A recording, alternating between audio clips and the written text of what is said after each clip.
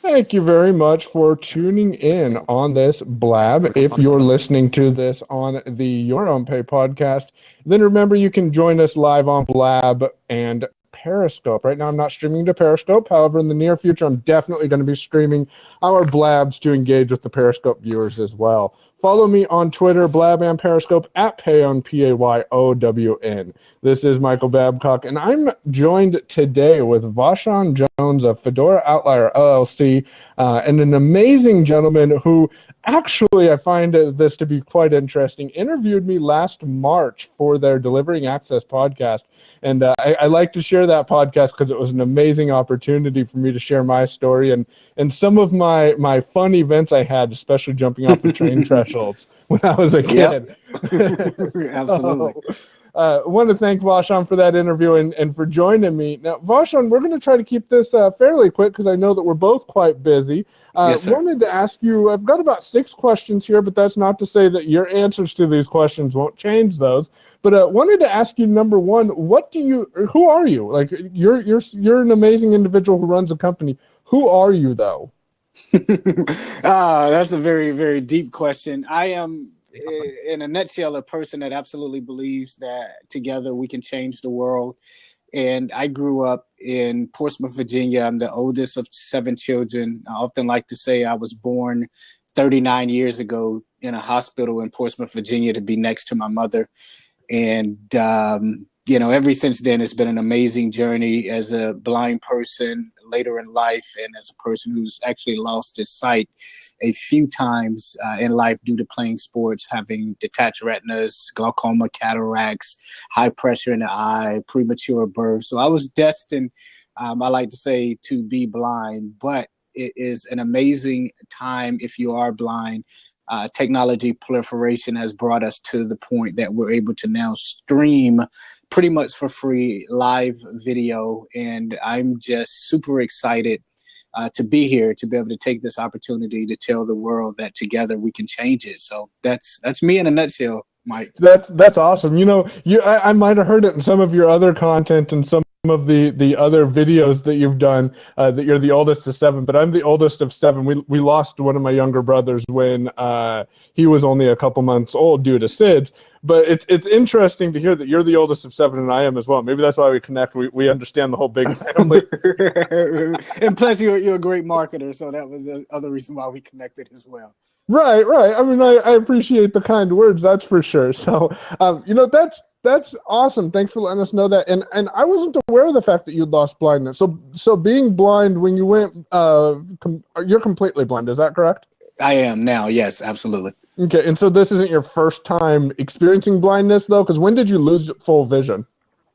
Well, I was born premature, so I had nystagma where my eyes would shake. And 39 years ago, the doctors were just practitioners, and I was like their little experiment. And due to a myriad of operations, I lost my sight and I regained it.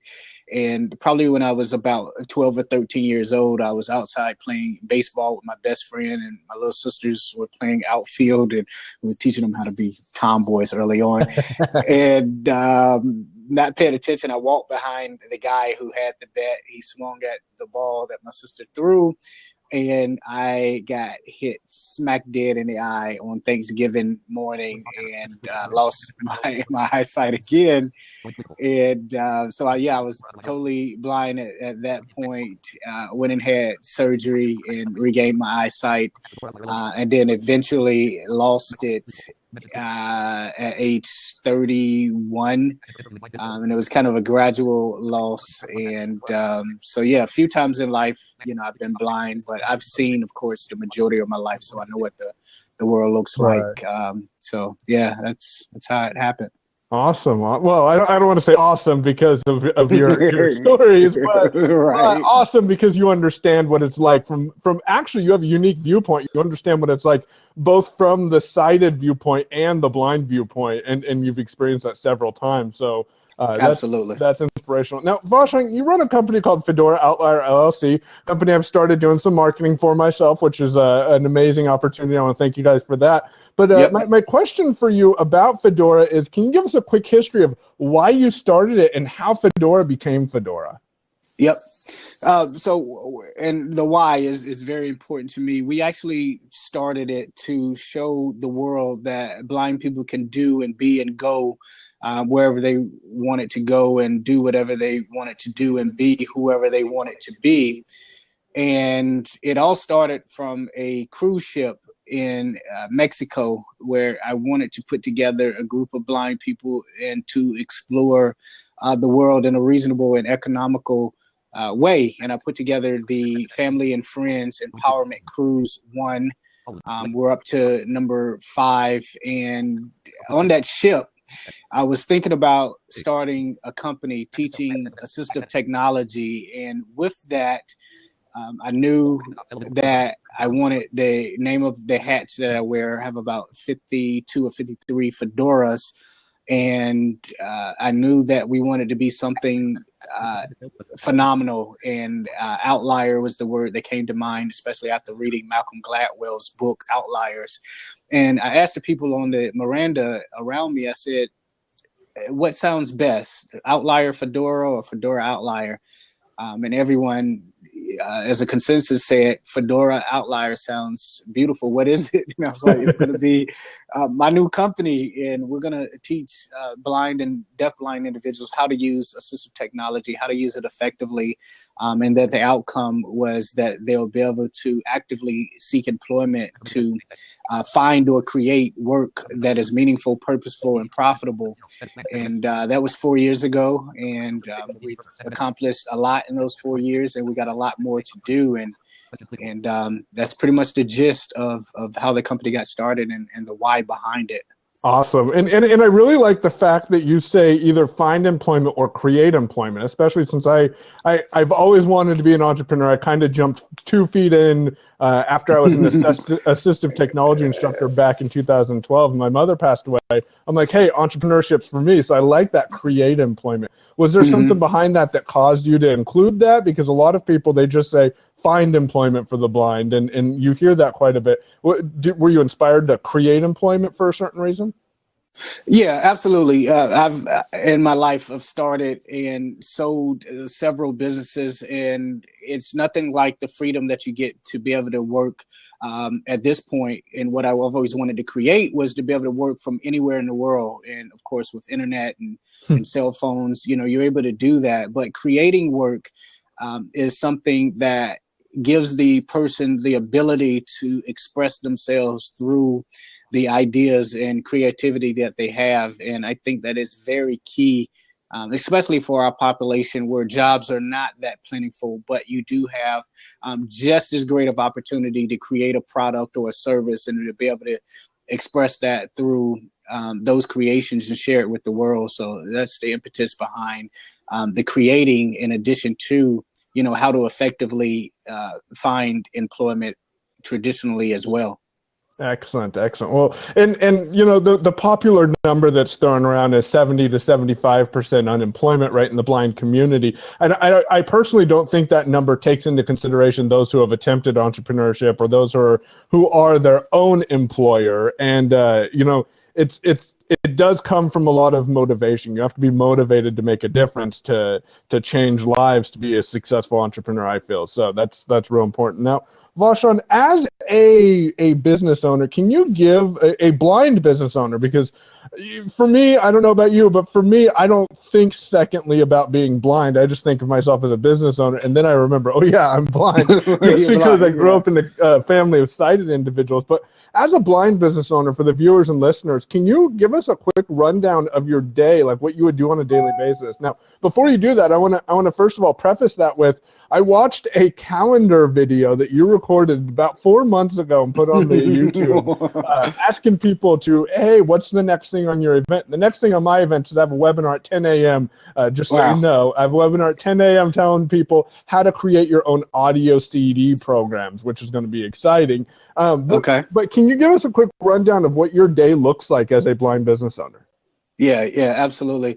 And so before I do that, I want to go back to the 70 to 75% unemployment rate, because I Definitely. think it's cardinal that we talk about out of that 70 to 75%, that's great for hype and for to show the world that there is a need for employment in our culture and in our community. But the other statistic is out of that 70%, we got about 13 to 15% that is actively seeking employment. And I think that's the number that we should focus on, because everybody who's blind, they don't want to necessarily work. Mm-hmm. They are, good with what I call social insecurity, because it doesn't allow for you to grow in life. We're waiting on cost of living increases from our government, which is great for some, but the bigger piece is, if you really want financial freedom, you have to go out there and you have to get it. And there's a smaller percentage that is truly actively seeking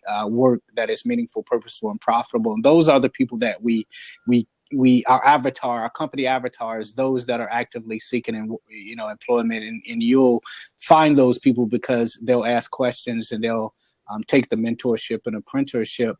And with that in mind, my day pretty much starts anywhere from 2 a.m. to about 5 a.m. in the morning.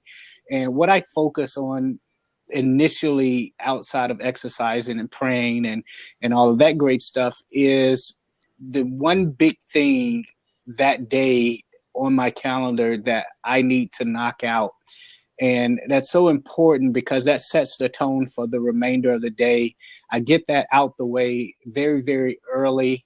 I send out all my emails very, very early. And by the time people are waking up and getting into their offices, my day is about 60% done. It's filled up with appointments and things like this throughout the remainder of the day and the remainder of the week. And I wanted to create a lifestyle business, both for myself as well as the team members. We don't have employees, we have team members, we have partners. We have a very noble double bottom line, which is people first and profits second. So our bottom line is to help people.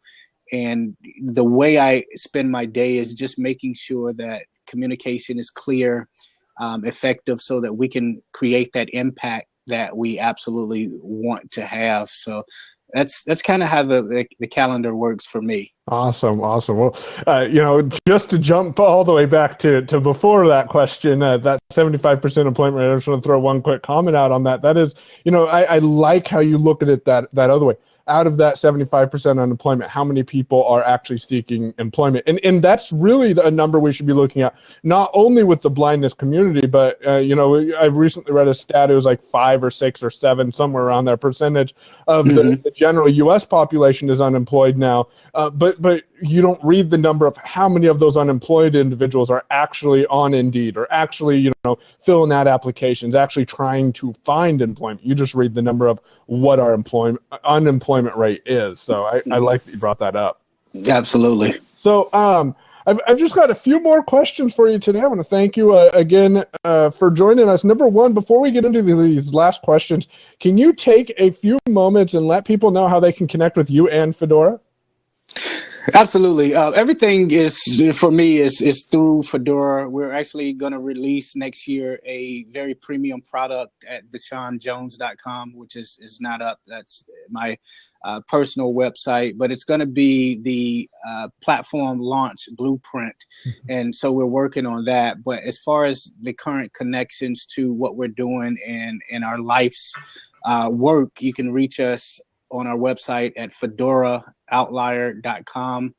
Facebook is Fedora Outlier LLC on Facebook.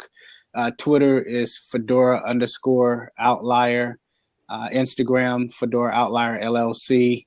And just going to the main page of the website, you can connect with us on the blog and our newsletters and find out about our services and how we truly empower and impact the blindness culture.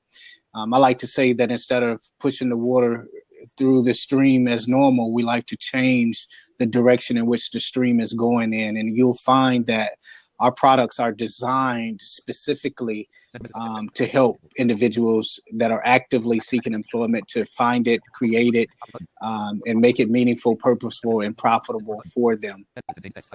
Awesome. Well, thank you for those connection informations. Now, Vashawn, real quick, what would you say as a blind business owner would be your biggest challenge or struggle? Accessibility of third-party software that we would want to be able to use to grow our business and make it, as great as we envision it. That's the biggest hurdle. You want to try out different things. Interviewing blind business owner, Vashawn Jones at Fedora Out. w/@fedora_out/Blab/Michael Babcock. Number Blab https://t.c. That was me tweeting out that we're live. So hey, there you go. Yep. So I'm gonna actually turn down the mixer, but in that way we don't get that. But yeah, that's the biggest thing. And thank Blab and let's definitely tweet at them and let them know that we're on and we're talking about them. But when stuff is not accessible and you want to use it and you can definitely see a great need in your business, but it's not accessible, then we have to take a different route. And the route that I've taken is if the external links that we share and the ability to view or listen or see the writings that we do through a platform that isn't accessible, we just bring a person on that's cited, that's a professional in that area that has the expertise, and we still use those platforms and dialogue with the different developers to make sure that they will be accessible for people coming behind us. Our thought process is the same as what Apple was when they created VoiceOver, in that if we make it accessible, then we reach out and we're able to grab customers that we normally wouldn't have had, which is the blindness community. It's an untapped wealth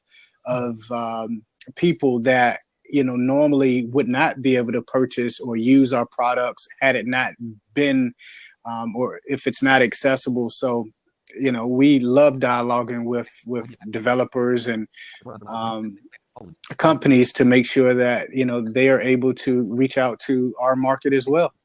Well, that was going to be my next question: is how do you overcome those challenges? But you went ahead and thought ahead, because I know you've been asked that question before. Absolutely. So you mentioned something the other day that kind of stuck with me, and it kind of struck a chord with me, and it was that we're okay, I gotta word this properly. Often it's complained about that, this iOS update broke something, or this OS X update broke something, but people don't give credit to the updates for applications that fix things. Do you have anything to comment on that? I know I kind of roundabout said that, but do you remember that conversation? Yeah, definitely. And I mean, I have 450 applications that does 450 different things, and all of them are pretty much 100% accessible or definitely usable. And I think that, I feel that we get so caught up in what isn't that we forget about what is. And what is possible is the ability to do things like this via video, the ability to now edit on our iPhone as well as on our Macintosh computers, the ability to blog in the same manner that any of the big blogging platforms have, the ability to use GPS just like the sighted person. The ability to have an Apple Watch or iPhone or iPad, and now the iPad Pro and the Macintosh computer and all the routers and Apple TVs, all of that is pretty much accessible to us.